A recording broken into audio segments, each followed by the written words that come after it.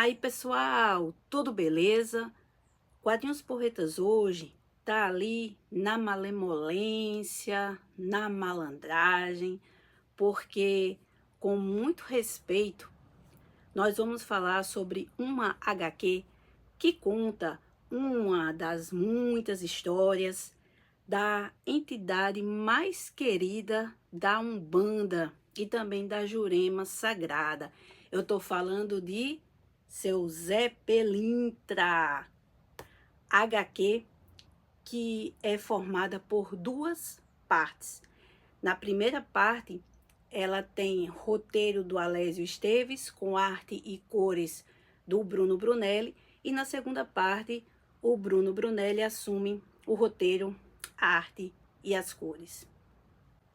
Gente, seu Zé Pelintra, como eu já expliquei aqui, ele tem várias histórias, porque ele também virou uma figura lendária.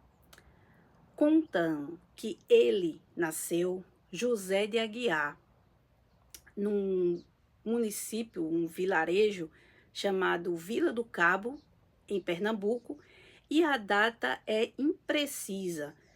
Pode ter nascido entre 1750 e 1790. E também há registros de que ele viveu 114 anos. E desde muito cedo ele teve contato com a vida boêmia, porque quando a sua mãe estava grávida, seu pai a abandonou e ela consegue um emprego em um cabaré. Então, Zezinho estava ali rondando pelos jogos, pelas músicas, pelas bebidas e pelas mulheres.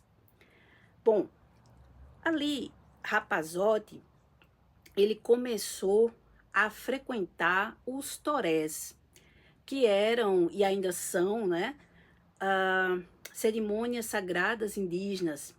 E nos torés, o Zezinho aproveitava para conhecer muito da cultura indígena ali da região, Pernambuco, Paraíba, e ele aprendeu bastante sobre ervas medicinais. Foi tanto que ele também era conhecido pela alcunha de doutor.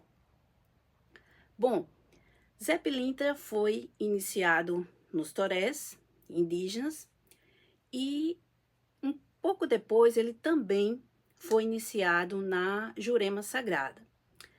Nesse momento aqui, gente, do século XIX, a Jurema, ela era muito escondida, porque os seus praticantes tinham medo que a polícia chegasse e tocasse o terror. Então, o que é que o Zé Pelintra fez?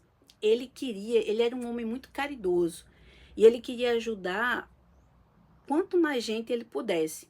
Então, ele praticamente cria a Jurema de terreiro e traz o batuque do tambor, que ele conheceu lá nos torés, para a Jurema. E seu Zé Pilintra também era um exímio capoeirista. Bom, ele viveu ali entre, como eu já falei, Pernambuco e Paraíba, mas ele teve uma passagem pelo Rio de Janeiro. Quando chegou lá, ele conheceu a malandragem, ele conheceu o samba, por isso ele também é patrono dos negros, dos pobres e dos malandros.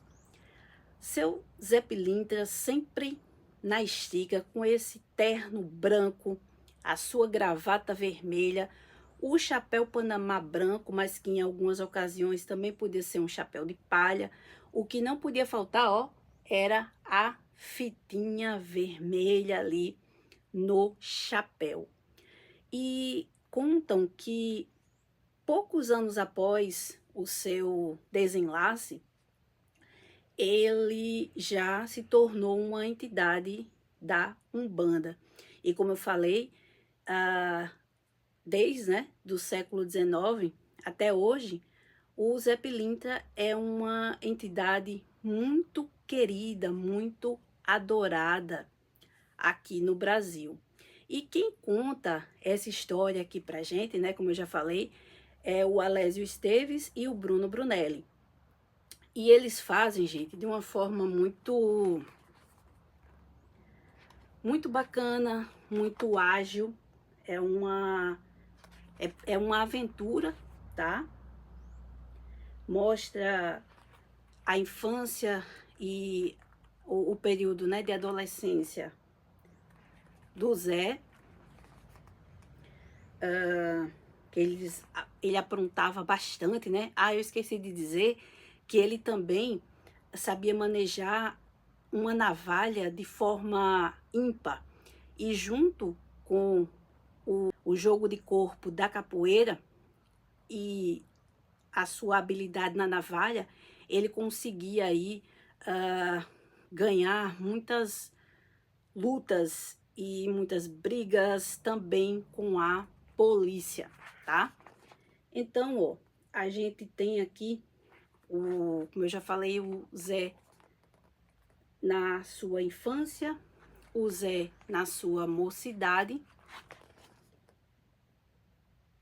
o Zé se apaixonando, o Zé se divertindo, o Zé curando.